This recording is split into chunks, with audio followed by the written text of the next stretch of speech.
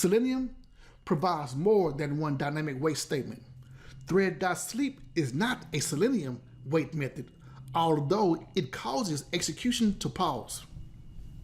It is not efficient because execution will stay asleep for the time we set, even if the element is ready for action.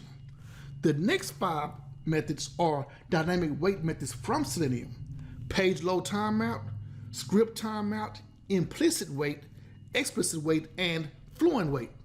When it comes to page load timeout, we set the wait time for a page to load before throwing an error. Script timeout sets the wait time for JavaScript to execute before throwing an error.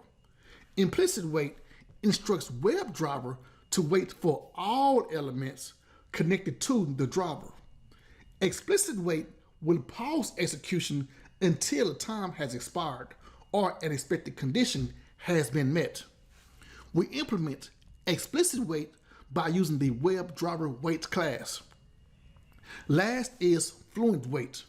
It allows us to wait for an element, check for the presence of an element, and ignore exceptions. Fluent Wait is extended by the WebDriver wait class.